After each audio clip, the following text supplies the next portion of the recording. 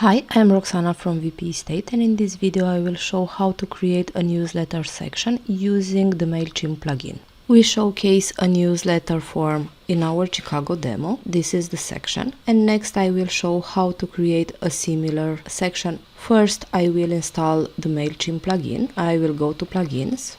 I will click add new, look for the MailChimp plugin. This is the plugin that you need to install. I will activate the plugin. You will find the plugin here, and the first step is to create the MailChimp API key. Click Get Your API Key here. You will be redirected to the MailChimp domain. You will need to create an account and log in. I have already created that account, so I will just log in. After login, you will be redirected here, and this is the API key that you need to copy in the theme. I will copy the key.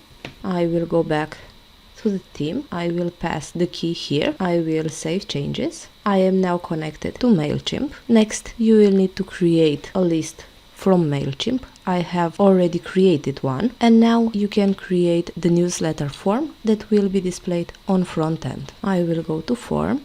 You need to add the name of the form here. Select the list that you just created and click add new form.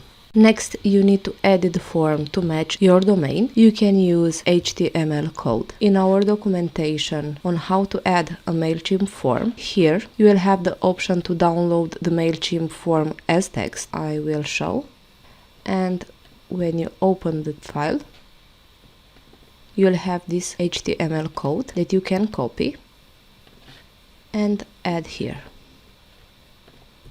You will see that the form design changed. I will save the changes made.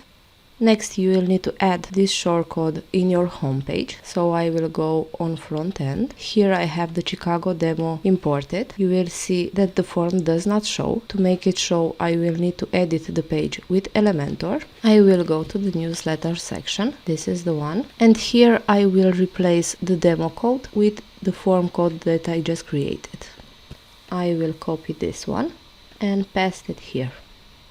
I will update the changes made, and on homepage on refresh I will have the newsletter form that I just created. You will be able to change colors with custom CSS. Also, going back to the form that I just created, you will be able to change settings by adding new fields. You can change the messages and you can make other settings.